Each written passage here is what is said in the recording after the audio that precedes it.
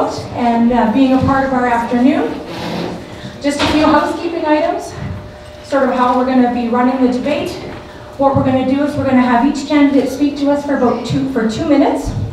We're going to give you 15-second warning when you have to then pass the mic. We have a few posted questions that were sent in by real estate board members. You will each have a minute to respond to the questions. And then once those questions are finished, we're going to open it up to the public and for the rest of the real estate board. And again, each person will have a minute to answer. And then we're going to give everybody as much time as we can at the end. We're hoping for 1.5 to 2 minutes to sort of summarize what you would like and what you want to leave out as a message. Okay? All right. There we go. Good afternoon. I'm Iain Angus, and I want to be your mayor. Wednesday's Chronicle Journal points out that Thunder Bay is in fact, all of Northern Ontario, is facing a serious challenge with a significant number of working people retiring each year. It is estimated by the Northern Policy Institute and the North Superior Workforce Planning Board that in the Thunder Bay District alone, around 2,000 people a year will be retiring over the next 25 years. I've been actively engaged with this issue for the past 2 years and have been working with a large team of knowledgeable individuals to identify where and how we can get the people to fill these jobs. New workers can include our young people, stay-at-home parents, our Indigenous neighbors, people with special needs, along with immigrants and refugees. Added to this challenge, the growth in mining will secure Thunder Bay's place as a mining hub, creating many new jobs. As mayor, I will continue to work with key organizations to pave the way for attracting and retaining new residents to fill the jobs that become available. We must have the infrastructure to grow this community. That means an enhanced good quality of life, low housing costs, good schools and hospitals, as well as cultural and recreation centers. That will help in attracting and retaining new workers and their families. It also means continuing to invest between $25 and $35 million a year in our roads and sewers. As mayor, I am committed to this level of investment. While this is a challenge, it is also an opportunity we must seize. We expect that the majority of retirees will remain in Thunder Bay. That means we must build more than 275 new housing units a year, and that will result in more business for you, the real estate professionals in our community. That means we will see an expansion of businesses to serve the needs of a larger population. That means we must ensure that all newcomers, whether they be from elsewhere in northwestern Ontario or from abroad, are treated with respect as they make their new home here in the city. We have much to build upon: our clean natural environment, our heritage, and cultural amenities. Let's start now. For know-how and experience, vote Iain Angus for mayor. Well, thank you very much. Let me first thank the Thunder Bay Real Estate Board for hosting us here this afternoon, and let me offer my thanks and congratulations to all of the other candidates who have put their name forward and are running for mayor, and all of the other council positions. There are 3 or 4 reasons primarily why I am here today and why I put my name forward to run for mayor. Number 1, I just want to say a thank you to all of the people in the community who have come forward and who have proactively asked me to put my name forward, whether it would be in a corner store, in a grocery store, on the street, at the gym, where people have come up and validated I was considering running, and they have very much in a proactive way asked me to put my name forward, and I want to say thank you to them. When it comes to the priorities for the community, though, I think most of us would suggest there are 2 or 3 that are key. One is crime, another is taxation, and the third is the economy. I've come forward very clearly with 2 pieces on my crime platform. We've had a very serious issue here with crime over the last 5 or 10 years. It's getting and has gotten a lot worse in that period of time. We need to do what we can. We'll probably have an opportunity to talk a bit more about that once we get to the questions from the floor. The other thing that I hear at the doors over the last several weeks, and perhaps the primary, if not crime, is taxation and taxation levels in the city of Thunder Bay. And this concerns me not only because the taxation levels are high now, and I think across the board, even current council would suggest that this is an issue. But it concerns me greatly because I'm very aware of the levels of assistance that have come to the city of Thunder Bay over the last 15 years. My concern is this: we've got a different provincial government in place now. And I believe very seriously that while those levels of assistance are there now, they're not likely to go up. And if anything, they are likely to be diminished. And if we already find ourselves in a difficult position when it comes to the level of taxation that we face in this city now, It's my belief that it's only going to get worse, and it's only going to get much more difficult, and we're going to be faced with having to make some very difficult decisions. Thanks for inviting me, and I look forward to trying to answer your questions in the hour ahead. Thank you. And thank you for the invitation. It's great to see so many people attending, and my reason for running for mayor is mostly because we need to provide a clear sense of direction to our city. That's what I hear the most from people. That has been missing. We need transformational leadership from the top, from the office of the mayor and an inspired council, to shape the conversation, because we have let for too long others define who we are as a city. The issues are common and they're known to everyone. Better economy, to create good paying jobs, to lower taxes, and take care of the gangs and the drugs and criminal elements that are now in the city. Those are three key issues. In terms of growing our economy, and we know that we need more jobs, and as being on the board of the Workforce Planning Board for 18 years, we have already been working on attracting newcomers, qualified workers, and training our workforce.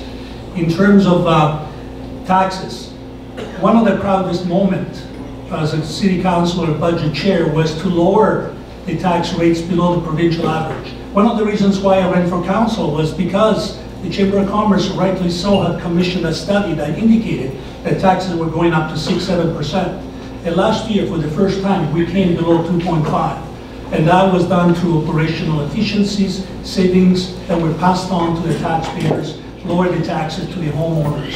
We had budget increases for the last 3 years compared to deficits in the previous 3 years. So this has been a focal point, a priority for me, and it will continue to do so, to focus on lowering taxes and lower water rates. It can be done.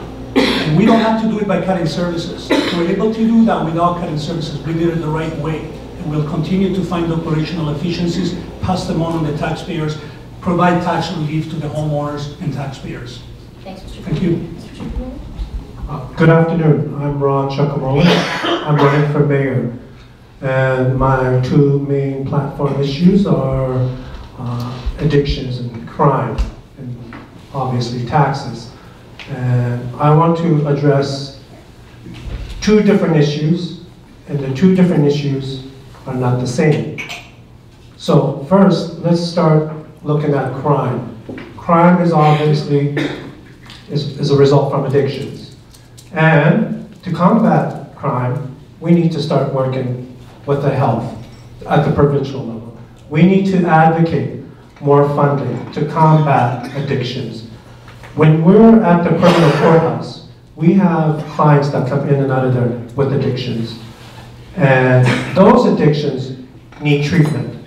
So my platform is to have a court mandate treatment programming, working with the Attorney General, to have more rigorous monitoring at the court level. Right now, it's a jurisdiction issue.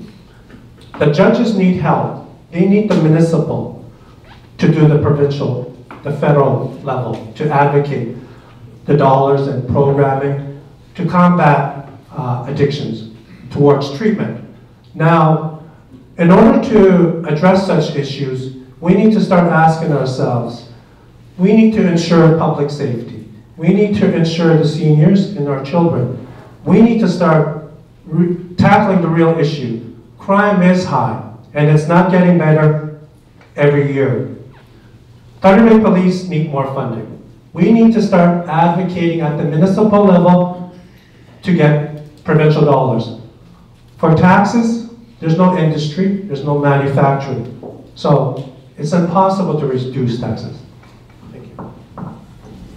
Hello, I'm Shane Judge. I'm running for mayor as well. Real estate story for a real estate crowd. I was in Parkdale knocking on doors about a month and a half ago. Came up to two separate homes, not big ones, small ones. You know, Parkdale's got a mix. A couple of homeowners in these small homes that came to the door. I explained who I was. I pointed out to them, I have a little postcard that I hand out, that spending by City Hall is almost double the provincial average running our City Hall. It's $224 per person. It's $115 is the average across the province. They said, you don't have to tell me. I said, well, but wait, I want to get to the backside. I want to show that the result of all this spending is we have some of the highest Don't stop right there. I know we have some of the highest property taxes in Ontario because I thought this was a great house to buy. I could afford it, but I have to tell you, I am moving. I cannot afford the taxes in this house. I can afford the mortgage. I was able to pay for the place, but I'm leaving. I'm moving out to the country. Just can't afford it. So that informs a lot of my particular position. I'm trying to bring spending under control in Thunder Bay. I'm doing that by starting at the very top. I want to reduce the size of City Council from 13 to 9. I think 9 is a perfectly good number for the City of Thunder Bay. I also want to get rid of the ward system. The province changed the rules. You no longer have to live in the ward to run in the ward. So I go, why bother? It was all contingent in the past on somebody living in your neighborhood, knowing the ward issues, and being able to help you with City Council or City Hall if you had a particular issue. I'm proposing an alternative. I think it's going to be cheaper, better. It's called the Homeowner's Bill of Rights. Now, if you want to get a building permit, for example, if you don't get within 14 days, the person handling the paperwork has to write you a letter explaining why. And that letter is copied to the boss. It's going to go across every interaction the public has with the city from now on. That means we'll have an actual paper trail to see how managers are doing and how the city manager is actually doing at the end of the day. Thank you, Mr. Judge. So good afternoon, everybody, and thank you all for coming here today. My name is Mariann Sawicki, and I am extremely excited to have the opportunity to represent our fine city of Thunder Bay as the next mayor. I'm very nervous right now. I am certainly willing and capable of focusing my time and energy into helping make Thunder Bay the best place to live in for everyone. I was born and raised in this beautiful city, and not only is it superior by nature, but it is a community that cares for one another. I've been a registered nurse for 30 years now, as well as a clinical instructor for the nursing program at Lakehead University, and although I am passionate about this job, I feel my community needs me. In my youth, I was a guest ambassador in all our tourist bureaus, as well as a tour guide of the grain elevators and Cancar Rail, which is now Bob Barging. I am a very caring and compassionate person. I have great common sense, and I truly am a hard worker. As a single mother of 2 beautiful children, I surely understand the struggles of financial strain on single income families. I feel strongly about this city and know the potential it has and how to prioritize what needs to be done. During my door knocking and while talking with people in our community, I've found many mutual concerns: crime and safety, crime and citizen safety, poverty and homelessness, mental health and addictions, taxes, roads, and environmental concerns. As your mayor, I am committed to collaborate with you to finding the solutions to solve these issues once and for all. We have to put the thunder back in Thunder Bay, and I feel I have what it takes to do that. And thank you very much for your attention, and God bless you all. Can I start? Hi, I'm Peter Panetta. I'm also obviously running for mayor. I don't know why we're all saying that. That's what we're here for. So my priority is, and always has been, the youth. And we have to take care of our next generation. That is a no-brainer because they're the ones that are going to be running the city from here on in. So what I work with, I don't know if you all know about the underground gym. If you don't, well, look it up. It's online. Anyway, it's about helping our youth, giving them some direction, and giving them some opportunities that they are not, I'm talking about at-risk youth. I'm talking about youth in need. I'm not talking about the well-to-do, they can take care of themselves, okay? I'm talking about the ones that need help. Even a simple thing like the academy kids in the low rentals that I have to pick up to bring to the gym because they got no way of getting there. There's a place 5 minutes away called the Canada Games Complex, which will not accommodate the kids. They can't afford to go there. This is absurd. So these kids are getting into trouble, vandalism, crime. That's where your crime is starting. Poverty. It's starting there. This Thunder Bay housing does not work. I know firsthand. And I'm going to give you one more step. My daughter is incarcerated at the moment. She's a drug addict, and she comes from a good family. My daughter is caught in this crap. You have to understand that nobody is safe. No family is safe. If we don't have a secure community, we're not going anywhere. You can talk about all the other stuff that you want, the infrastructure. You got nothing if you don't have a good base to our community. And that's what we need. We need to focus on our children before our youth. Educate our children about the street cancer that we have in this city. I know, I'm involved in it every day. We have to stop it. If we have a united community, we're going to be able to have a good, productive community. Nobody wants to come here. They don't want to come to Thunder Bay with the is that it? Sorry. Nothing like letting you off. I need this. Okay, the first question that was sent into the board was violent and gang-related crime is escalating at an alarming rate in Thunder Bay. Many people feel it is unsafe to walk around their neighborhoods even during the day. Areas of the city are becoming labeled as war zones, and the real estate prices are plummeting in these areas. This requires quick and immediate action by our city leaders and the policing committee. What are your views and course of action relating to this serious problem? Mr. Panetta, we'll start with you, and then we'll work our way down the panel. You have 1 minute to respond. Thank you. Well, I just touched on it earlier. Yes, if you've got Thunder Bay housing, who wants to buy a house near Thunder Bay housing? I mean, especially what happened at Windsor. We need to develop some concrete areas where these youth can be in, and I'm going to use the underground gym concept. You don't have to have an underground gym. You have to have a place where these kids can be safe, feel like they're part of a family. Once they're involved in that type of atmosphere, they're not apt to go out and start doing what they do. I've got girls and boys that are fighting against each other, they're not even 10 years old. There's vandalism going on in that area. So what do? We need to nip it in the bud, right at the beginning. You catch it early, and then in one generation, you're going to change that whole atmosphere of Thunder Bay. Your real estate, you will be selling houses, because it won't be Thunder Bay housing. That's a pile of crap. It doesn't work. It's not working, because I'm with them all the time. Thank you, Mr. Panetta. Hello again. I believe that what we need to do is possibly increase our police force. We have to have the police out on the beat again. We have to have them walking the streets in the communities. And I'm not saying that they haven't done that, but I do think that we need to increase that. As well as our neighborhoods, we need to come together as neighborhoods, possibly have, like we had before, we had block parent, we had neighborhood watches, and if you know your neighbors and you get to know them, everybody's going to start looking out for one another. And I think that's what we need to do to start this, get rid of this issue.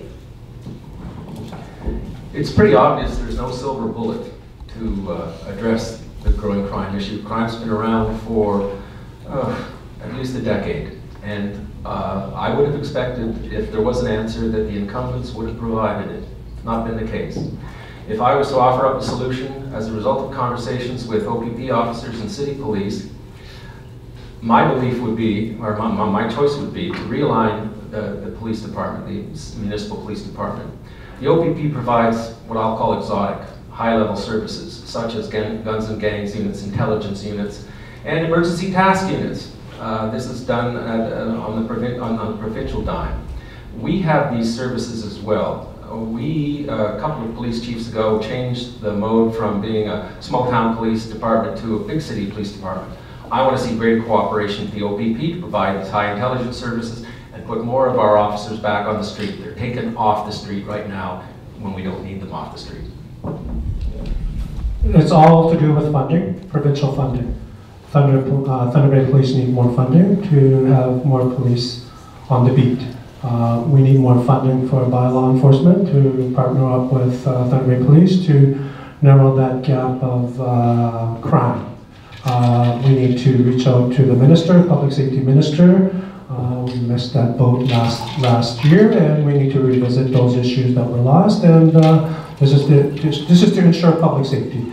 It's all about funding, and being your mayor, I want to reach out to the province and to the federal government that it's all to do with funding.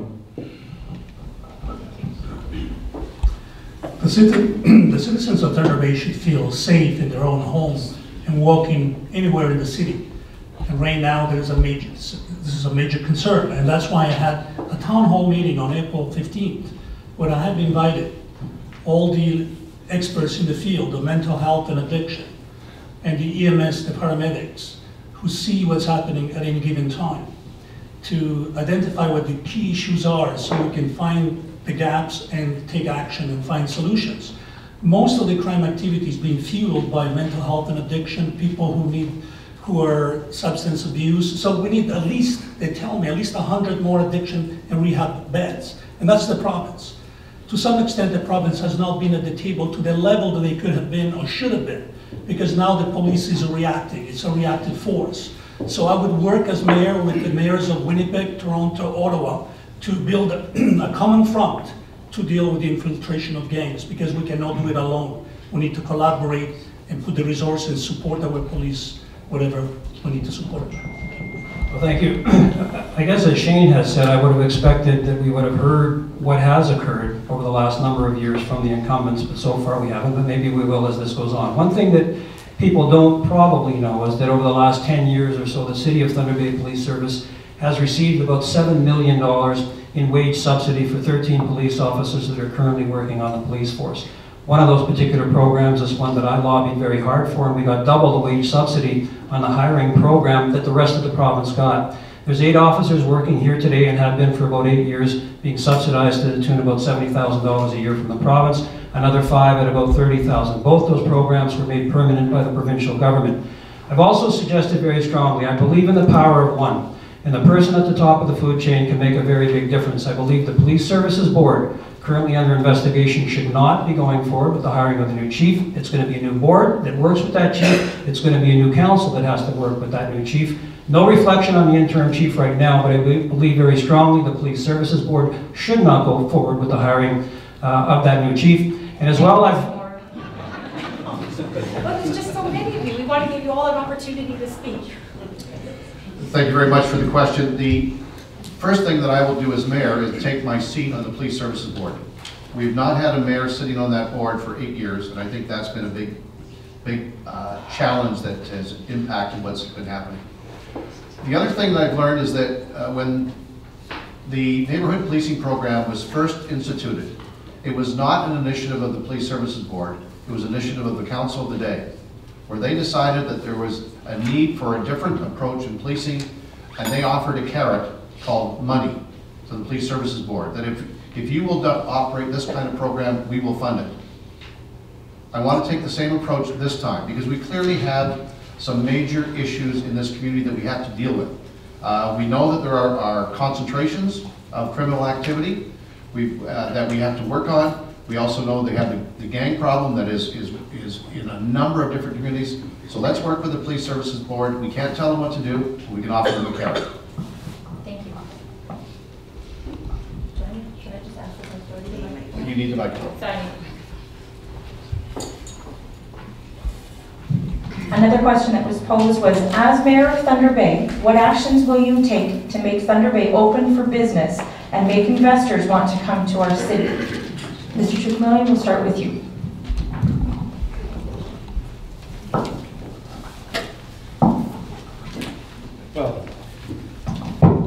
Well, first things first, we need to narrow the gap of crime, obviously, to attract investment in tourism. And in order to do that, we must have something to attract them. We need to start cleaning up the city. We need to start attracting entrepreneurs to bridge those businesses and to thrive. And we need to have industry. We need to have manufacturing. We need to be more global. We need to be more competitive out there. We need to reach out. We need to expand our resources to get those supports, to reach out to other businesses, to attract small businesses to grow. So that's my answer. The fact is, we've had very little outside investment in Thunder Bay in the last decade, and I think that's largely a function of two things: bad roads and high taxes. Who would want to come to a city with roads like ours and taxes that are just uncompetitive? When you look at our competitor cities in Northern Ontario, we have some of the highest property taxes in the province. Why would anybody even come here? Talk about open the door to business. We've slammed it firmly shut. I'm going to fix that. I'm going to bring our spending under control, bring our taxation under control. That's the end of that story. Okay, so I believe, being spick and span Mariann, I want to clean up the city. I really want to look at having everybody in the community that take care of their own property, possibly painting the outside, making it look appealing. We have certain, like grain elevators, for example, some parts of them have like rust and yucky things on them. So what we could do is have local artists who are so talented, we have so much talent here, possibly paint murals on there. So when you're walking or driving down the streets, you see all these nice paintings and stuff like that. As well, we obviously have to clean clean up the crime and promote, and as well maybe the CEDC, we can give them more funding too, because tourism is now involved with them as well, so that might help to open us for business and be more attractive to investors. Yeah, I'd like to, I mean, attracting outside business is a good idea, but I do agree that, you know, the high crime rate is not, it's not going to attract anyone here, and we do have, that's huge. We should never underestimate that. Lowering the taxes, sure, well, let's give it a shot. But even if you've got it at the level where you've got it, at least spend the tax dollars where they're needed. They're not being spent where it's supposed to go. It's supposed to go to people. We have to deal with people first. And then if you want to start something like, take Simpson Street where I am, why don't we try to attract small business? Give them a tax break. Give them the incentive to start up a little business. That would not only beautify the area, it would be like an Osborne village if any of you have been to Winnipeg. So you've got some, you're generating income, you've got jobs, you're hiring, say, the youth to work. So now they're working, they feel better about themselves because they're working. Am I done? Thank you, Mr. Panetta. I mean, 1 hour is nothing. I mean, 1 minute is nothing. Thank you. Thank you. Well, we always need to attract a new Toyota plant and rebuild our manufacturing base. Remember that 80% of our jobs are being created by small, medium-sized enterprises. So reducing red tape and bureaucracy, becoming facilitators instead of regulators, will open up all kinds of new opportunities for expansion and new job creation. We can, to attract new business, we can use some lower than the average in the province of Ontario water rates for industrial and commercial. They are lower than average. We can use those as subsidies to attract heavy water users to lower the water rates. We can obviously lower the property taxes for residential, commercial, and industrial, and I have already put a motion last year, we'll do again if I'm elected as mayor, to lower multi-residential tax rates towards a range of fairness of 1-to-1, similar to residential, while we continue to lower the overall tax increases to at or below the provincial average, which we did this year. Thank you, Mr. Well, it may sound trite, but one of the things we really need to do, and what the mayor needs to do, is put a positive face on this community. The problems that we have, Thunder Bay just doesn't have. Most of the other communities that we compete with for business have similar problems of addiction and mental health and crime. So number one, quit talking us down quite so much. We all have similar problems.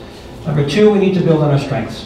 What are those? Forestry, mining, bombardier, a college, a university, housing affordability. We need to make sure that people are aware of those. Number three, when I was Minister of Municipal Affairs, we heard a very similar concern from the City of Toronto, from the building industry in Toronto, that they weren't getting quick enough action from their planning department. I implemented policies as the Ministry of Municipal Affairs and the Minister of Municipal Affairs that are in place now to try and help the City of Toronto expedite building and planning processes much quicker than had been the case for the City of Toronto. So, there's a lot that we can do, build on our strengths, but for goodness sakes, everybody, if we could collectively, please, just quit talking down the city, because that does make as much of a difference as a good road makes in attracting business to your community.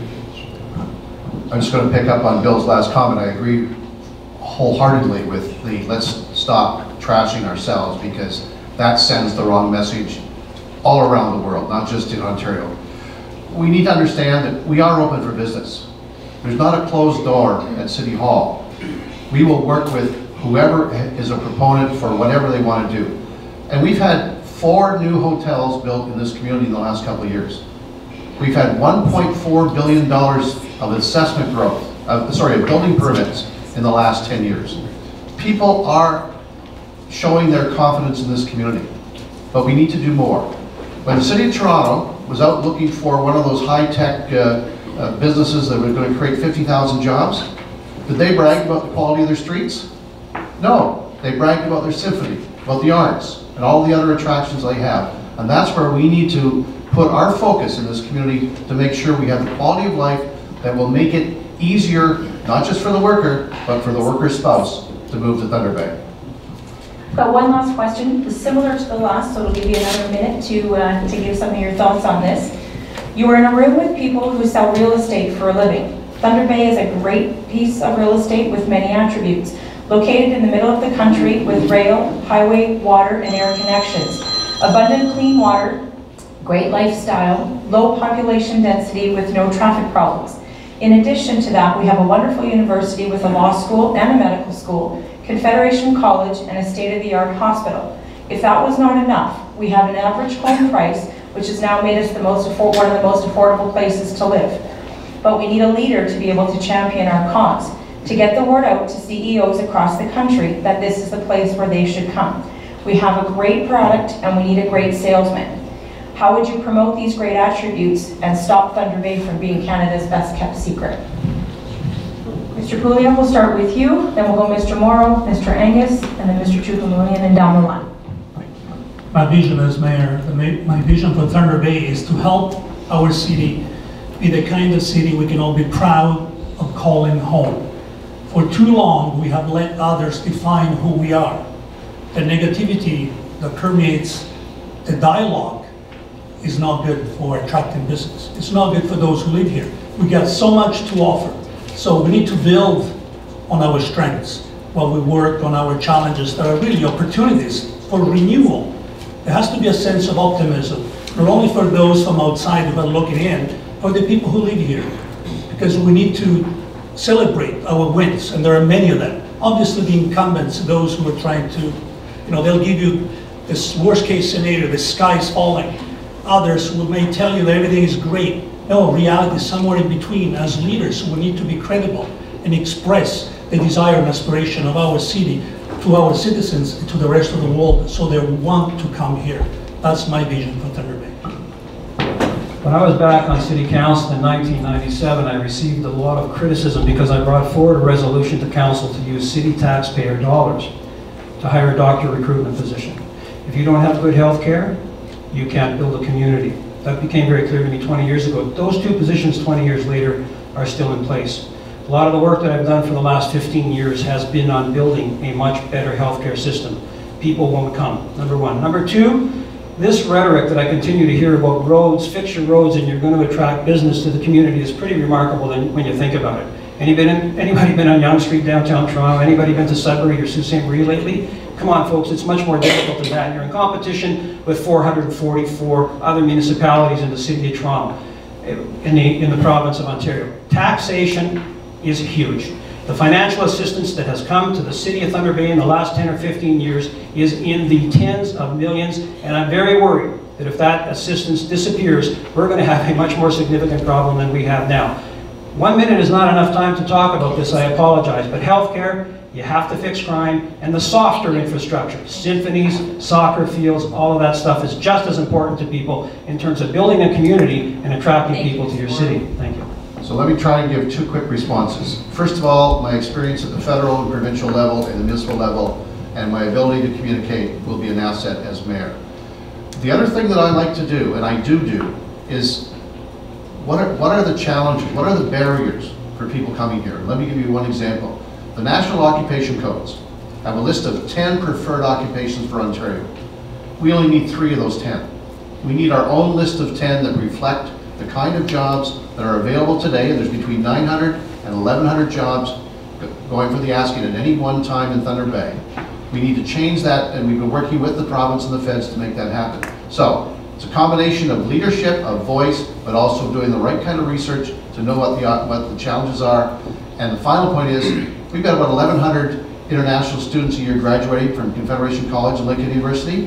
The vast majority of them want to stay here, but the rules don't make it easy for that to happen. The challenges are great in Thunder Bay, and we do need industry. We need manufacturing. We must reach outside the pocket of Thunder Bay. We must reach global. We must reach the market, competitive, to reach other businesses in the industry, to attract businesses.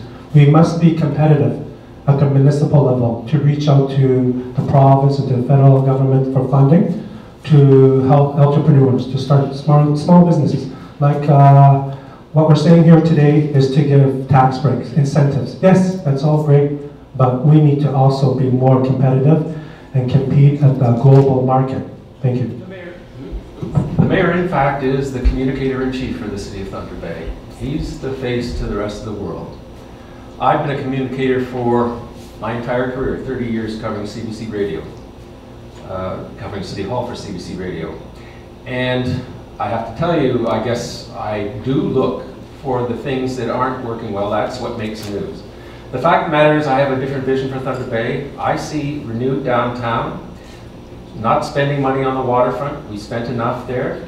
My vision is to see something on the order of the northern European communities where they have town squares, rather than having people live and try to enjoy life beside the coldest lake on the water in the world. I prefer instead us revisiting Thunder Bay and reinventing Thunder Bay, a new kind of Thunder Bay, where wherever we live and work is much more attractive than it is. And that's when we can begin selling our community to the rest of the world. So I feel that we definitely need to improve on our signage. Coming into the city, instead of seeing a sign, nothing against that, ecstasy video, it might be nice to see something like advertising Quebec Falls, the natural beauty that we have, Wilmette Canyon, we have all the natural places. I'm sorry, I'm just very, very nervous here. I've been in tourism for a long time as a youth, so I do have, I used to do the city bus tours, and I know we had a lot of visitors come to Thunder Bay because we are on the largest lake of the world, freshwater lake of the world. We have opportunities, a boardwalk I see, from one side to the other. Bombardier, that company's been with us for how many years? We should have something like to show what we build here. Have our own shuttle that goes from north to south. You know, build our own and show what we actually are capable of doing. Yeah, she jumped on me there. I was going to do the tourism thing there. Anyway, you got it. Yeah, I agree. I agree about what we have. We have a very unique environment here where we can attract, and I've talked to professional people that have come here, and that's one of the things that they love about Thunder Bay. Within 5-10 minutes, you can go to a fishing spot, or there's hunting, there's skiing.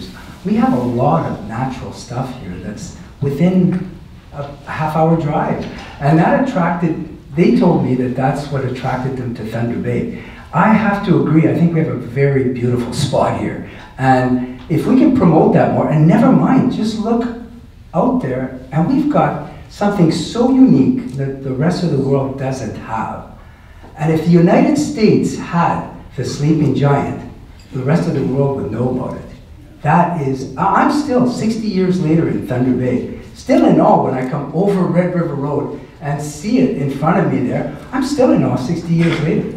I cannot believe. So if you can attract people with stuff like that, people are going to, what the heck is that called? Mount Rushmore, man-made, is that it? I want 30 more seconds, Billy Mauro. I'm just kidding.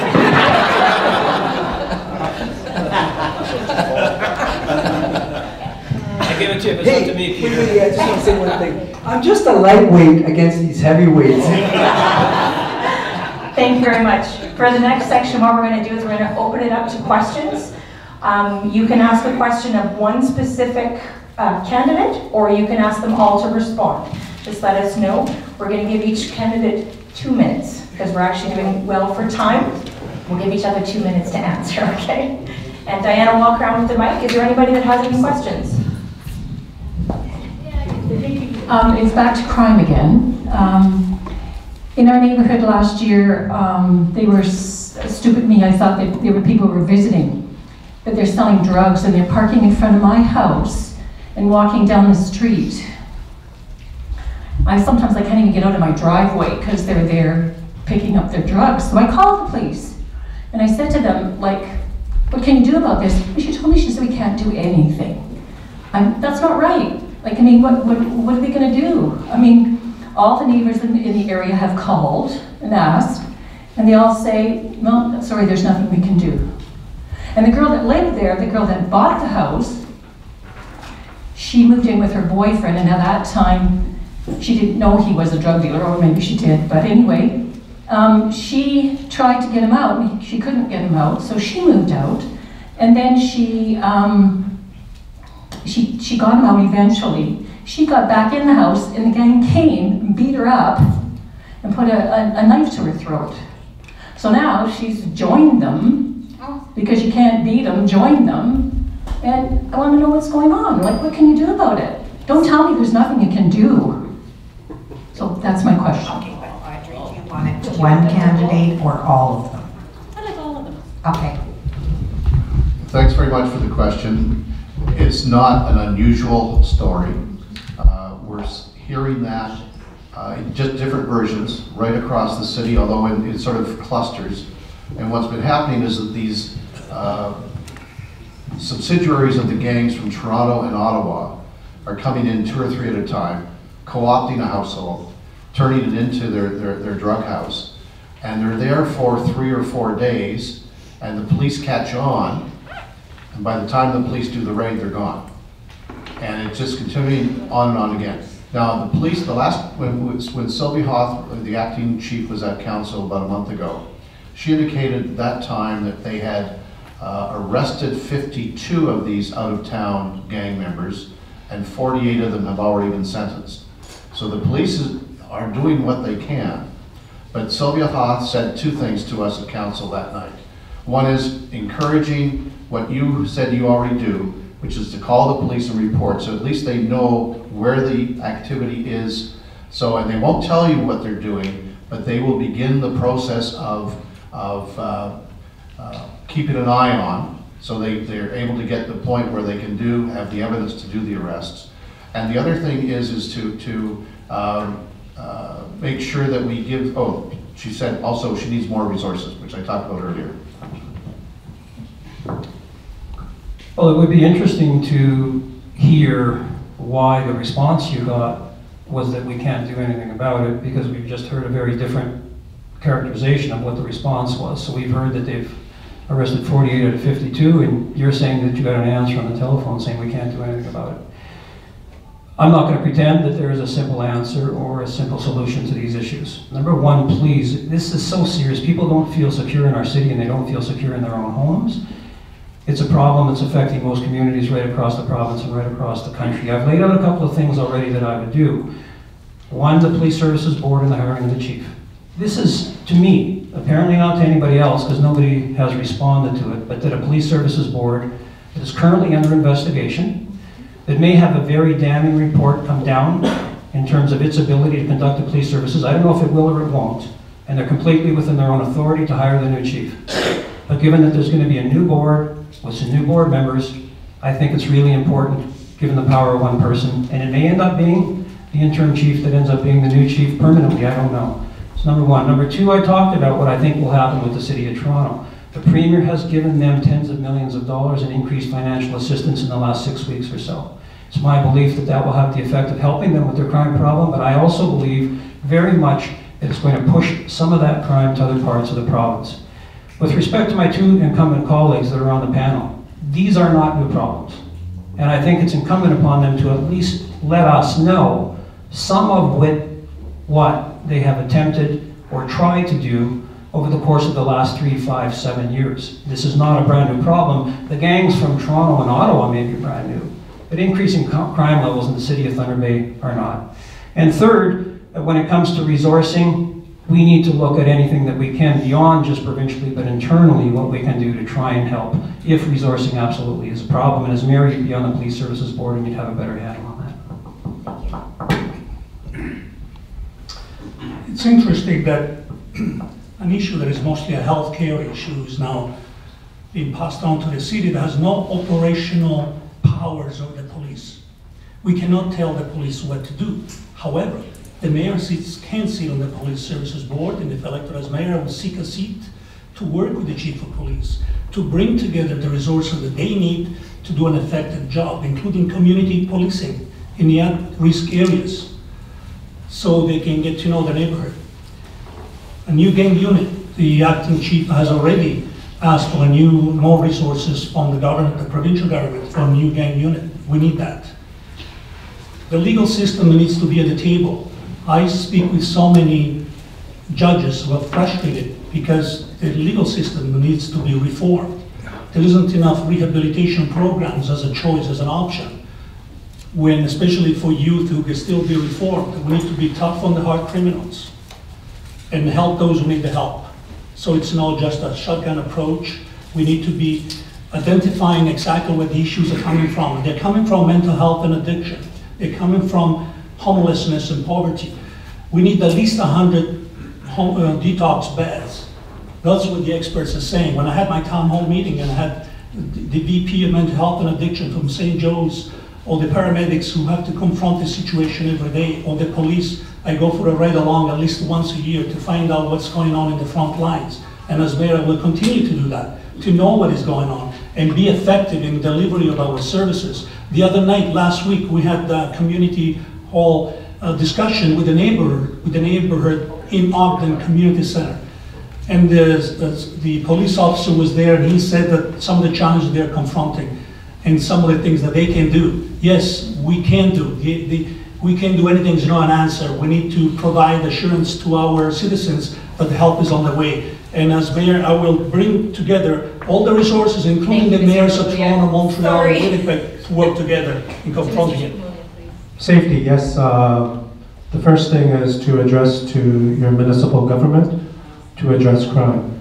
And my platform is to address addiction and crime. In order to have court mandate treatment program, we must work with the Attorney General. At the provincial and federal level, it's a jurisdiction issue right now, but the judges need our help to start working with the courts. In order to do that, we have to be very strong. We must lobby. We must start implementing programming for addictions to reduce crime. So, in other words, what I'm trying to say here today is when people are released today, they are released on the bail directive. It's a bail condition. They have curfew and they have some conditions, but this bail program, the court mandate treatment, will put the individual into a treatment program. So that's my platform, and that's what I want to implement, and to ensure to crack down, to narrow that gap with gangs and drug-related, activities within Thunder Bay. Thank you. My household was a victim of crime. Obviously, some drug addled person was looking for something, anything to quickly steal and sell, and so they kicked in the back door of my garage and stole my 10-year-old mufflerless lawnmower. I don't know how much money they got for it, I don't any. I'm actually looking around the neighborhood because I think he probably tried to start it and heard it and said, that's it. not gonna take that anymore and make any money. If I was to take a holistic view, I would say that crime is largely a function of addiction and mental health issues, and as they're co-related. If I had my druthers and I had the authority, I would, for example, change the local health integration network. I would make the board elected so that they would be able to be more sensitive to political input or input from the public. The LIN has a budget much larger than the City of Thunder Bay over all sorts of healthcare issues, but they have not made a priority dealing with mental health and addiction issues in the City of Thunder Bay. That could change if you were to make that political change. But that having said, you could or get rid of the LIN altogether, province take over responsibility health, absolutely, and all the millions of dollars go towards addiction treatment problems. But I've already mentioned what I do with crime. I would realign the police department with a much better cooperation with the OPP. I think that there is a disconnect. I think it's personality driven, at least that's what the old police chief told me, that if the two top dogs don't get along, things just don't happen. So I would knock heads together and change the system.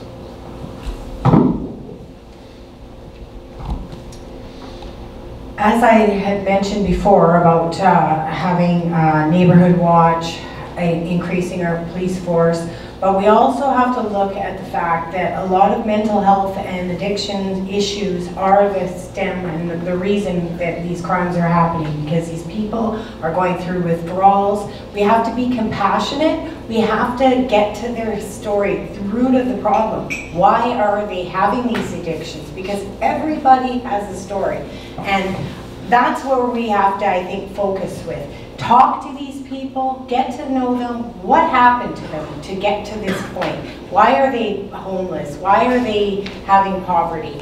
What caused them to get to this place? And when you're in withdrawals like that, yes, you're going to do anything in your power to get your next fix.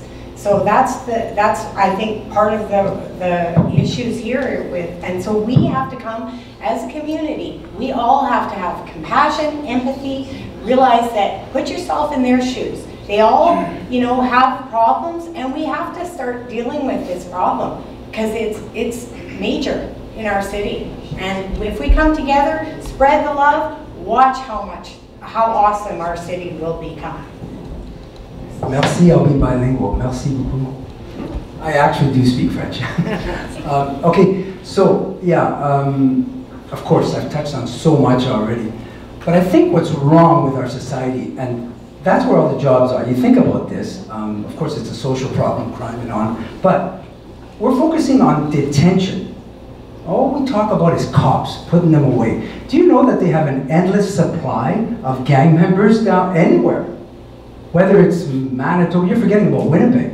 They're coming in from Winnipeg as well. Actually, two of the Manitoba Warriors and the Indian posse went down to Toronto to try to negotiate deals with these drug dealers.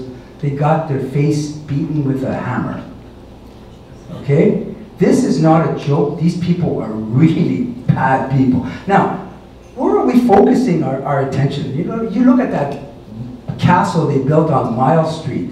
I've been to Europe and seen smaller castles for kings instead of putting people away. Why don't we focus on stopping this early? On detention? No, it's prevention. Let's work on prevention. Don't mind sending cops out. It's a never-ending supply. They're just going to keep bringing them up. I'm stopping there because that's it. One thing I'd just like to say to everybody here, that I read a very heart-wrenching article about 10 years ago, maybe even longer, from the city police chaplain. And he felt such a need to share with our community that we need to show the police more support and more love for what they go through on a daily basis to keep us, our children, our families, and our city safe. So I just want to remind you all, as much as we have a crime issue, we have police officers that are doing their very best, that have families. Some of them are married to realtors, so let's remember them. But my question is something that we haven't touched on at all yet, is the Ring of Fire and mining. And I'd like to hear from Mr. Pullia and Mr. Mauro. Thank you. Okay, the Ring of Fire has been, we've been hearing about the Ring of Fire for the last 10 years. With the provincial government had majority power to open it up and make it happen. As the lead consultant on the regional economic plan for the smart growth strategy, I worked with deputy ministers who are retiring, who provided some good information about developing a framework agreement that the indigenous communities could have bought into in terms of revenue sharing that would have been fair and equitable. He never made it into a final report. So what you see there is putting the cart before the horse. And that's why it hasn't happened yet. Because until the indigenous communities and the chiefs and the tribal councils feel that they're being treated fair and equitably, they will not come along. And so it has been 10 years now. So when we hear about talking about, I have the experience to negotiate, to go and talk to the government was in power for 10 years, and they haven't been able to do it. So the first thing, I've been meeting with some of the chiefs so we have a good relationship with, so not all of them, obviously there are 49 First Nation communities, but I've also been in discussions with some of the large companies that are investing in the area. Noront, project manager, was on my launch of my campaign, and they're also frustrated because they like to move much faster.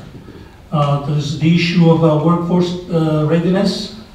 We've been working with the Workforce Planning Board. I've been co-chair on the board of directors for 15 years. We have done the mining human resources studies. We have provided all the intelligence in terms of the need for qualified workers and skilled workers that can supply the labor force. So there's a multitude of issues, and I believe as mayor I will be prepared to deal with those and open it up. Thank you, Mr. Pullia. Mr. Mauro? For development. Well, thank you. For about a year, I acted as the Minister of Northern Development and Mines, in addition to when I was Minister of Municipal Affairs. And so I was able to more directly, and I'm trying to be respectful, more directly impact that file. I had opportunities when I wasn't responsible for the ministry, but when I had both, I was more directly involved. And within 6 months, and I won't say how, within 6 months, we had the Premier in the city of Thunder Bay, and we announced very publicly on the waterfront that the project was agreed upon by the Wellington First Nation communities, and that the environmental assessment piece was going to begin as of early 2018. So we actually did announce it. And I would tell you that I was very aggressive in my approach to the file.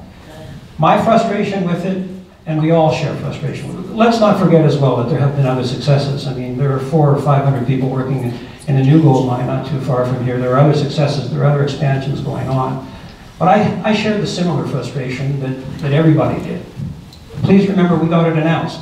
We had a new Premier who said he was going to go in with the bulldozers and it was going to start immediately. Well, still early days, I'll cut him some slack, but we'll see how that works. He also said he was going to get an agreement with the doctors in no time, and they just shut him down yesterday. So actually being in a decision-making position is very different than just saying what you'll do when you get to that position.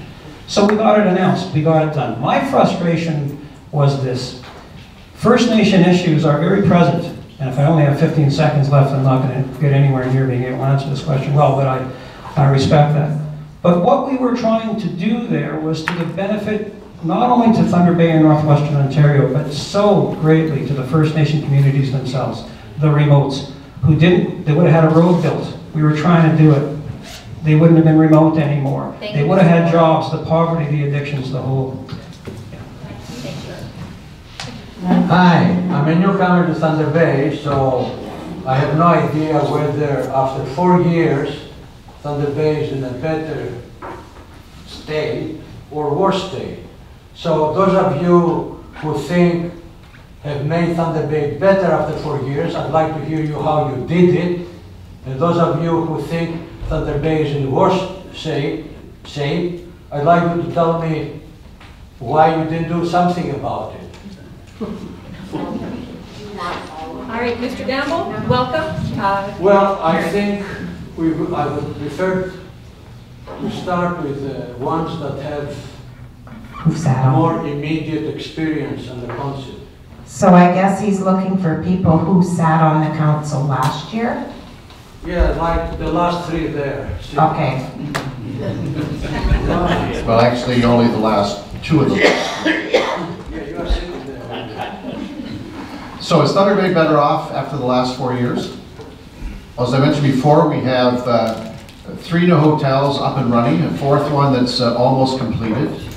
We've expanded the waterfront development, which in turn has been a remarkable success, both in terms of recreation activities as well as the inspiration for the business community in the waterfront district. The growth of restaurants and bars in that area has been phenomenal. That wouldn't have happened without the waterfront investment. We've got Regen Medicine, who has the rights to tissue harvesting and distribution for Ontario now, and it's growing. We've got the expansions of the hospital. We're doing really well. Now, as I mentioned before, we've had $1.4 billion of building permits issued in the last 10 years.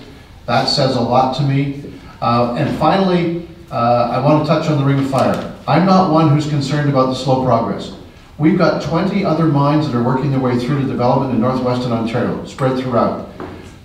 There'll be 7 new gold mines up and running in the next 4 years.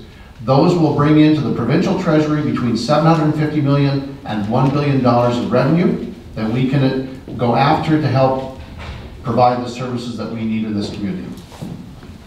Can I have a supplementary question? All that money is going to go to the province. How much of that money is coming to Thunder Bay? The gold mines and the mines? I don't have the figures with me, but there is a percentage that will come to municipal governments, not just Thunder Bay. But we've already seen a growth of 10% of mining jobs based in Thunder Bay. So we're going to get the benefit of that. We've got between 500 and 600 companies in Thunder Bay that provide services to the mining industry today. That will grow. Yeah, you can go. Go ahead. Sorry. Thank you.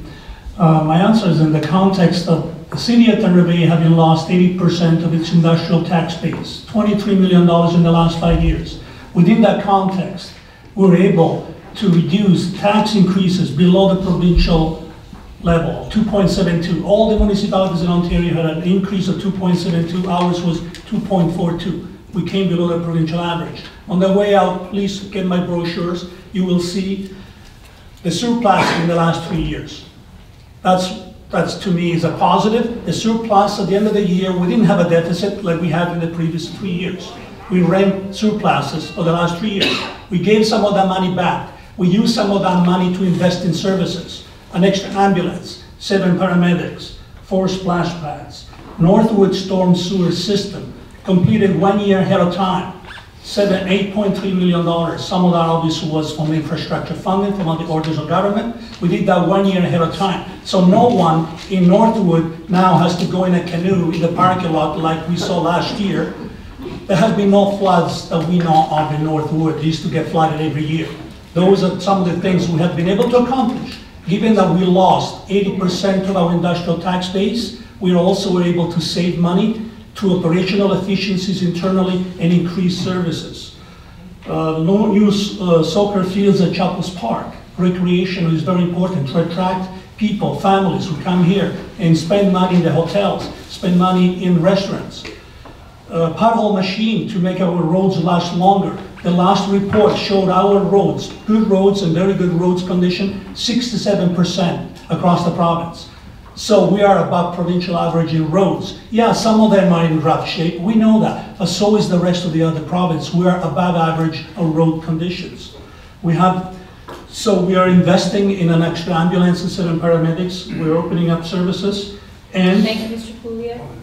There's a lot more, but sorry, we can have a discussion Mr. later. Mauro, and then we can let you speak, Mr. No, because I gotta leave. Thank you. So the question was, you know, are we better over the last 4 years? And so 2 municipal representatives have given you the answer, and mine is in the context of a provincial rep over those last 4 years. You know, Iain has talked about 1.4 billion in building permits revenue, new revenue. Frank's talking about what you lost. That was new revenue. So at some point there'll be an accounting and an explanation of how that money was spent. But I would also tell you that a significant portion, I would guess, of that 1.4 billion in building permit revenue to the City of Thunder Bay flowed from provincial government projects. Let me give you a rundown on some jobs that are in the City of Thunder Bay that weren't here before. There's about 1,000 to 1,200 jobs at the Bombardier plant that weren't here before. There's about 60 jobs at the Thunder Bay Regional Research Institute that weren't here before. About 40 jobs in a law school that weren't here before. The Regen Med that Iain referenced was all a provincial licensing function that weren't here before that are going to grow and come. 40 associated with angioplasty, another 60 to 70 to come with cardiac surgery.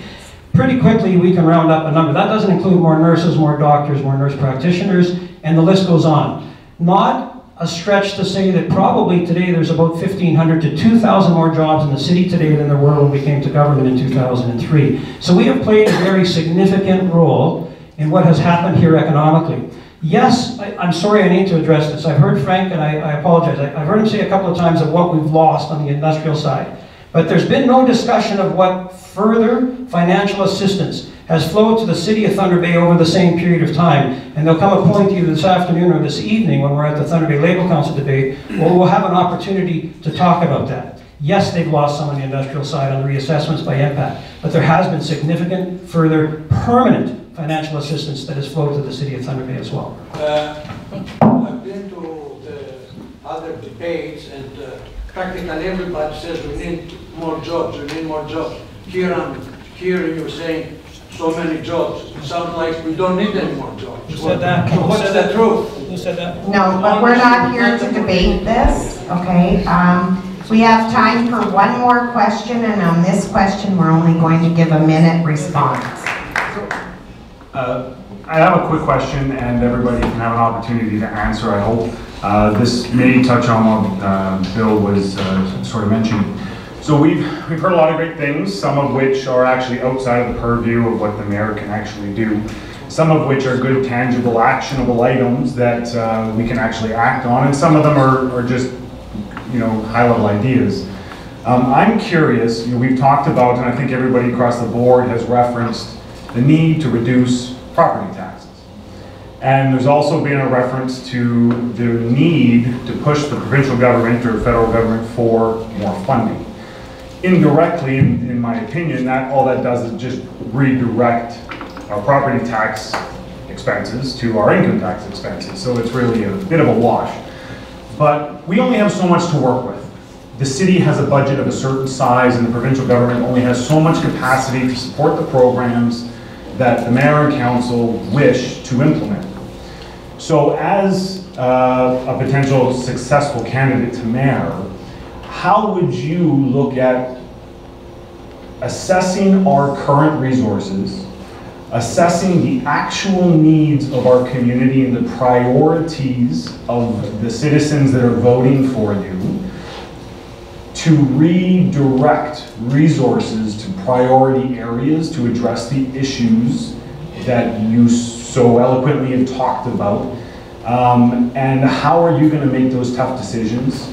And what are a couple key actionable items, not high-level items, actionable items that you will do within your first year of the term to address and lower our property taxes while deliver on those priorities that you say you're going to do? I've been playing catch-up ever since I got into this. Can I give him the mic there?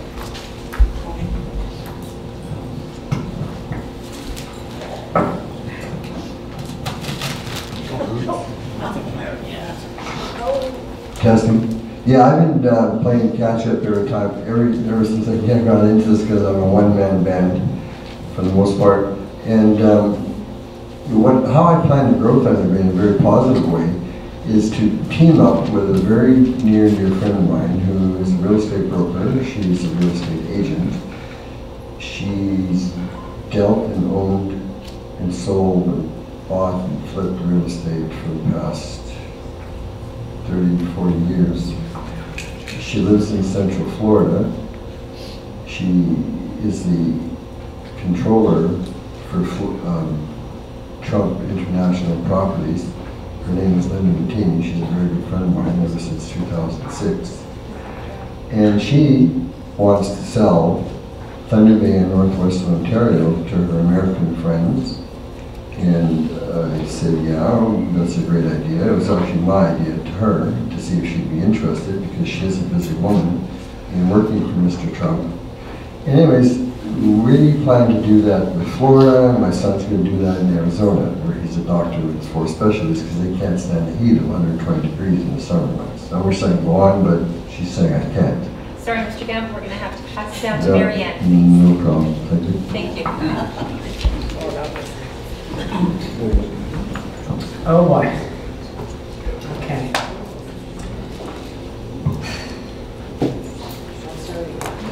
Ready.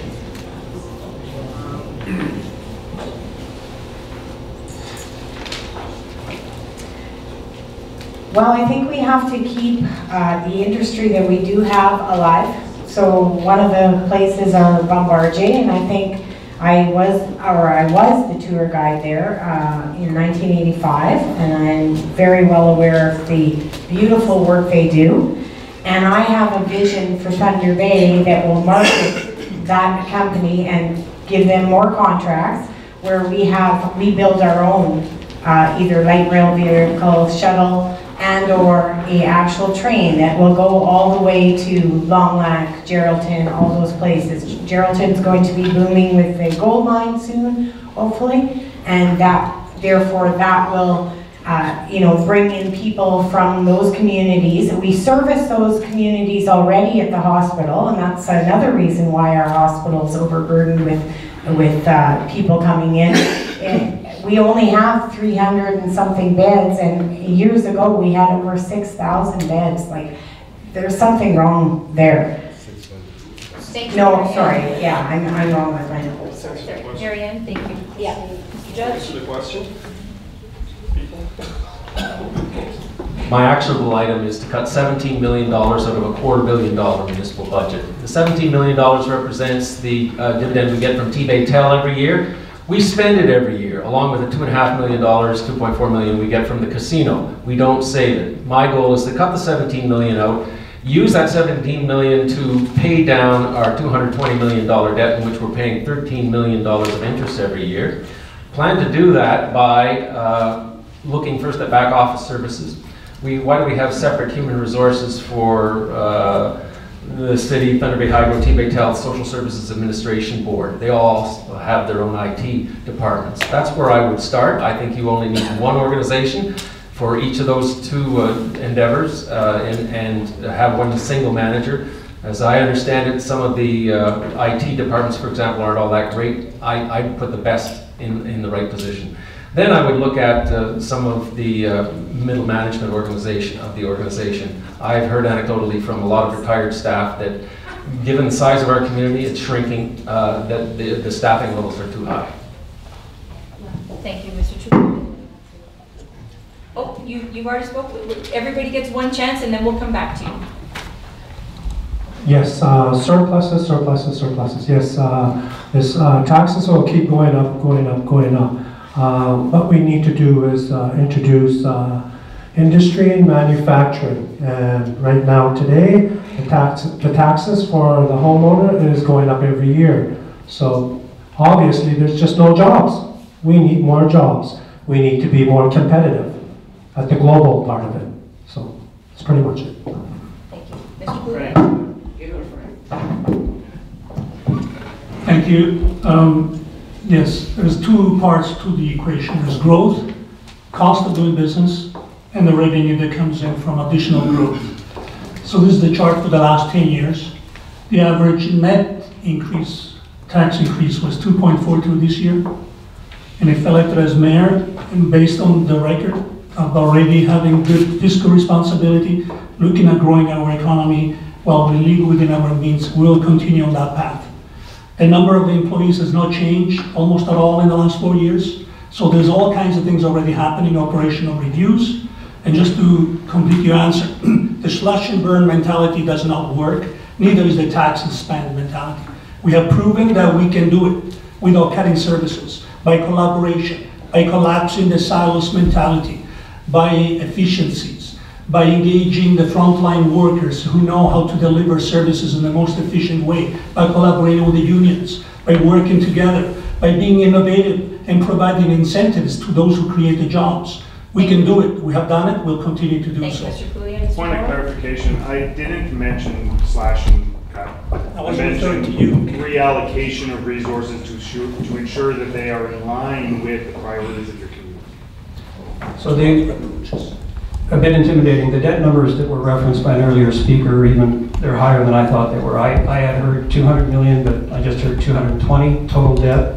So I'm not sure which one is accurate. I've also heard, anecdotally, and I don't know if this is accurate, that we also borrowed very recently 5 million through Thunder Bay Tel, in addition to the $17 million dividend. If that's the case, well, if it's not, that would be good that it could be denied today. If it is, that's concerning. And also if it is it on book? Is it part of the 220 or is it off book? Is it consolidated in the city's financial statements?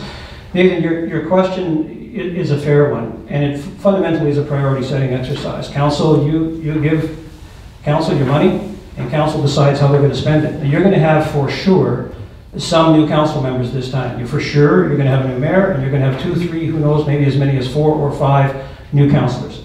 I believe it just makes complete sense. I hope nobody could argue against this. That as a new council, whose first major task will be to almost move immediately into budget, that you have to have an organizational review. You have to, as new people, at least understand how many people are working, what services are you delivering, how much is the total cost, so that the new people around the table at least have a sense and some context as you move into budget, which is probably their biggest decision-making exercise of the entire year.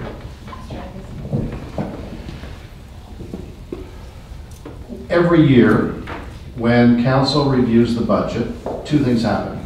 First of all, City Manager, Mr. Gale, brings forward a report early the previous year saying, what's our target going to be? And council weighs in on that and says, okay, our target is X percentage growth. Departments know that, they work towards that number. They look to find what savings they can without affecting the service that they deliver. In some cases, they come back and say, we can do this, but this is what you're going to lose. And then council makes that decision. So we do that review on an ongoing basis. The other thing that we do is every 2 years we go out into the community to find out what people think about the services we have. And we've got some pretty darn good ratings in terms of what people like their dollars being spent on and the quality of the service that we get. So that's the second test that we do. As for my one fix, growing the community, growing the economy. It's going to take a while, but that's what we need to do if we're going to level out the tax increases. Thank you, Mr. Angus, and thank all of the candidates. To finalize and summarize our time that we have with you guys today, we're going to give you each 2 minutes to summarize on why you think we should vote for you. Mr. Angus, we'll start with you. First of all, I want to thank the Real Estate Board for putting this event together. This is actually the first time that the mayoralty candidates have been in a room together formally and having a chance to share their ideas with those in attendance. I've got a lifetime of experience here in Thunder Bay. I've been an elected official at all 3 orders of government. I've been a municipal employee, I've been a provincial employee, I've done work for the feds, I've done work for First Nations as a consultant. I've got a broad range of experience that I think fits me well for the position of mayor. I've also grown up here. My daughter and her 5 kids call Thunder Bay home. I need to make sure that whatever community we have is good for them, that they're going to want to stay here, that they're going to want to raise their family here. Now, I can't choose what university or college they go to, and that may have implications down the road. I have a reputation for being an extremely hard worker. I'm passionate about the issues that I embrace. I believe I'm an articulate spokesperson, both on the local and provincial and national scene. I've already had the opportunity to meet firsthand with 13 of the new cabinet at Queen's Park, as well as present formally to the entire cabinet, excluding the Premier. I believe I have a good relationship with a number of those cabinet ministers, in part because I dealt with them in their previous roles as critics relating to issues in Northwestern Ontario and Thunder Bay. I don't do this for personal gain. I do it because it's the right thing to do, and it's what the community wants to see done. They want to see growth in this community. They want to see improvement. They want to see quality of life. So if you want someone with know-how and experience, please vote for me, Iain Angus. Well, thank you, and once again, thank you to those of you that are still here and to the Real Estate Board.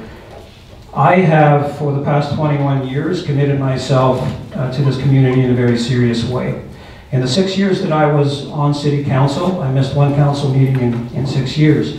I took my responsibilities to the community very seriously, and quite frankly, in retrospect, I think perhaps maybe a little bit too seriously. Obviously, I, as well as Mr. Angus next door to me, have significant experience at the provincial level, serving the past 15 years as your MPP, 5 years or so of those as a cabinet minister, serving in 3 different portfolios. If I'm going to ask you or for your support and tell you why I think you should vote for me, I would simply say this. I speak my truth. It has been often to my own personal detriment. I am not worried and have never been worried if something that I say to you or anybody in the room is going to help with my re-election if I choose to run again. I have fought for this community so often in so many ways that I can't share with you behind the scenes within my own party, again to my own personal detriment on a number of different files. So what you're going to get from me, quite simply, if I am successful and I become your mayor, is somebody that will speak your truth, that will represent the interests of the community and not have any other interests, not even for 1 second, at heart. There's a lot that we can do, and one of the things as I've gotten older that I truly have come to believe is in the value of one person and the difference that one person can make. It's for those reasons that I'm asking for your support. Thank you. Thank you. With a PC government, majority government in Queen's Park, I don't think they're going to look favorably with party affiliation and the experience that's being presented. I think that's not really an advantage for Thunder Bay. It would be an advantage to have a neutral party, independent mayor that can represent the best interest of our community. And when I speak about why I wanted to run for mayor, and I talked about my vision of helping make Thunder Bay the kind of city we can all be proud of calling home, it's to speak at the grassroots level about the representation, about the sense of belonging and inclusive and progressive community. That's where we need to go at. In terms of experience, you know, it's more than just experience. Is your guiding principles that need to guide decision making. And last time I ran basically on accountability, transparency, fiscal and social responsibility. Accountability meaning that we will do the things we said we would. Transparency for an open government. And through my town hall meetings, I brought City Hall to the people. I like to use that slogan because that's what it's all about. We need to be open and transparent about what we do. We have done that. As mayor, I will continue to do that. The first thing I would do within 3 months is to host a large town hall meeting at the community auditorium where the whole community would be invited, because we need to engage in that dialogue. It's not just us here in Queen's Park representing you. Yes, that's part of the job. But the other part of the job that seems to be missing is to engage with our members of our community, to give them a sense of ownership and own that dialogue and that conversation that's been missing. That's what I would bring to the table. That's why I'm running. Thank you. I'm running for mayor for reasons understanding crime, addictions, and mental health. I also want to address industry, manufacturing. I want to bring jobs to Thunder Bay. So my background as a mediator and an advocate, I'm able to work with the provincial and federal government to advocate for Thunder Bay. So I want to ensure the future of Thunder Bay and all its citizens. And running for mayor, please vote for Chookomolin. Thank you. Thank you to the Real Estate Board for this time to put out what I'm putting out.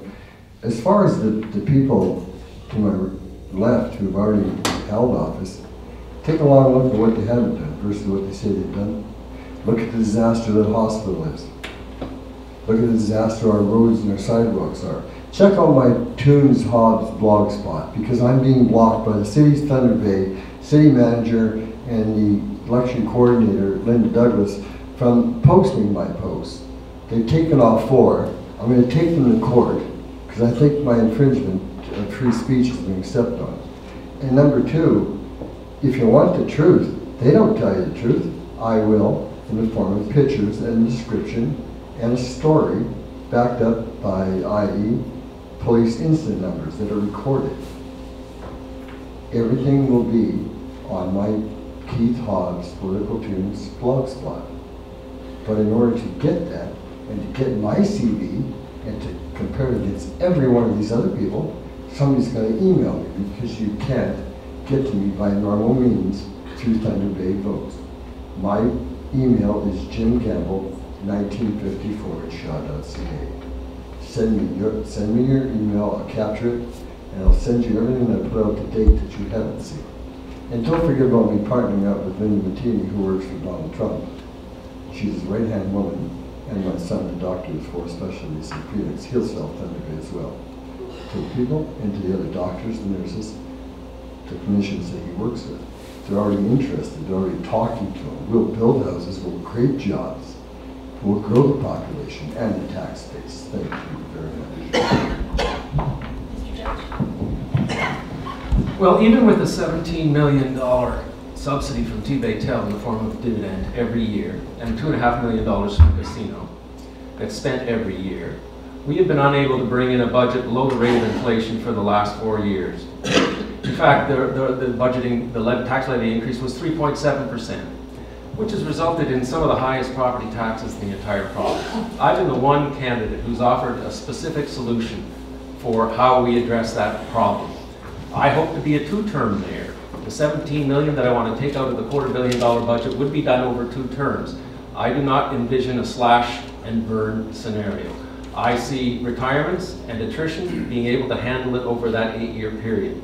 But what I do want to see, and what I think we need, is a slow reduction over time to a sensible level of spending that makes us attractive to other outside investors so that we can grow the economy. In the absence of that, I just see a continuing downward spiral.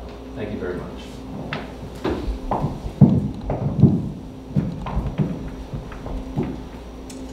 I want to be the next mayor of Thunder Bay because I have a passion, true passion for Thunder Bay. I love our city. We have a beautiful city. We have so much to offer. I have a lot of love to spread around, and I want everybody to come together as a community. We know the issues that we have. That's a given. We can come together as we deserve to have a safe city again. We never used to lock our doors when we were younger, that I remember anyways. And I have a vast amount of ideas that will bring people to our city. I have the knowledge with my nursing background, as well as I've worked with the public for a long time, and in all my jobs over the years. And I just love Thunder Bay, and I want to make it the best place it can be, and we have that potential. So if we all come together and everybody do their part, I can't do it alone, everybody do their part, it's amazing what we can have. And my faith in God, I know anything's possible, so if we come together as a community and do it, we can do it. Thunder Bay will be awesome again. Thank you. So please vote Mariann Sawicki for mayor. Again, I'd like to thank all of our candidates for coming out, and for the Thunder Bay Real Estate Board and the public that was able to join us. Good luck on October 22nd. Thank you again.